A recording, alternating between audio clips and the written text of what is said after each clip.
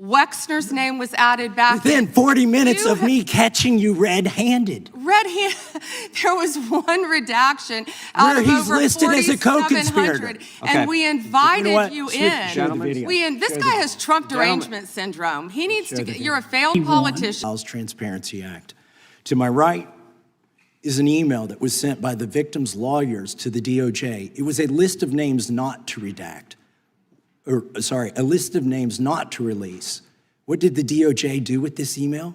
They released this email in the document production. Literally the worst thing you could do to the survivors, you did.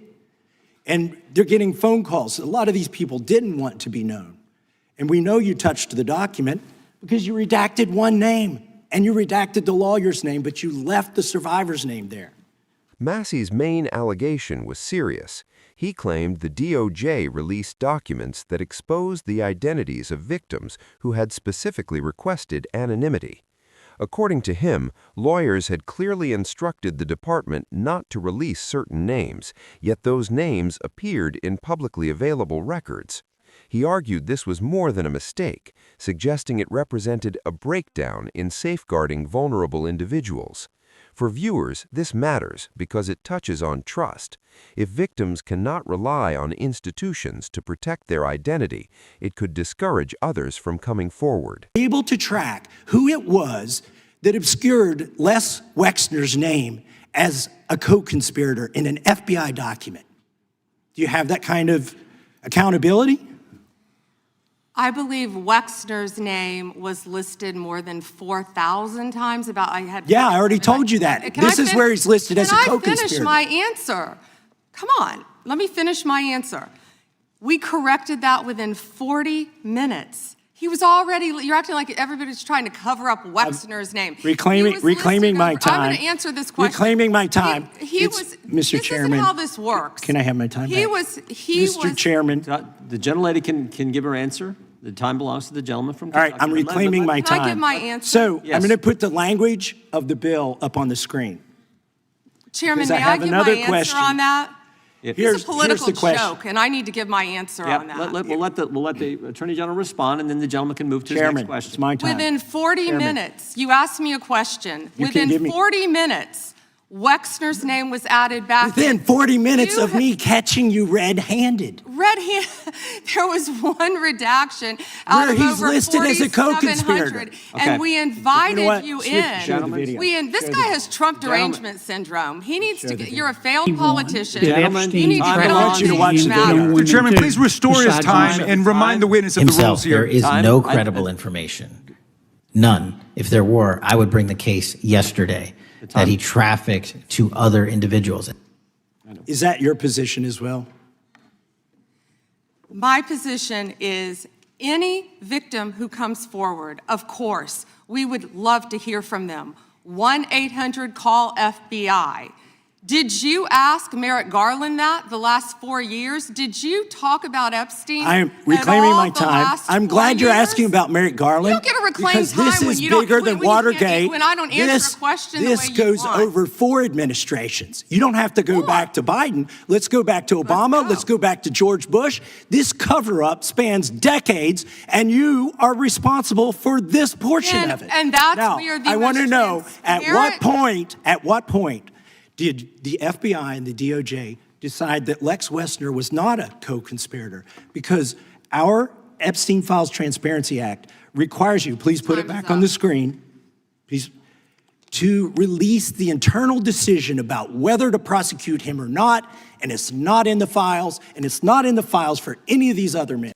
One of the most explosive moments came when Massie highlighted the name of Les Wexner.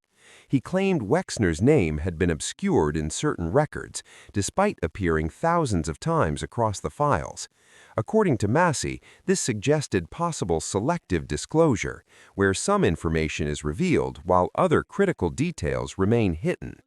He even pointed to documents labeled as fully redacted, implying they might contain key testimony from victims. Bondi strongly pushed back. She denied any intentional wrongdoing and stated that any errors in document handling were corrected quickly. At one point, she said a redaction issue was fixed within minutes, rejecting the idea of a coordinated cover-up. She also emphasized that if credible evidence existed against anyone, the DOJ would act immediately. However, the exchange became increasingly tense, with interruptions and both sides talking over each other.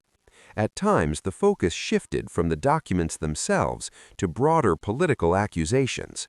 References were made to past administrations, including Merrick Garland, suggesting that the handling of Epstein-related matters spans multiple years and leaderships.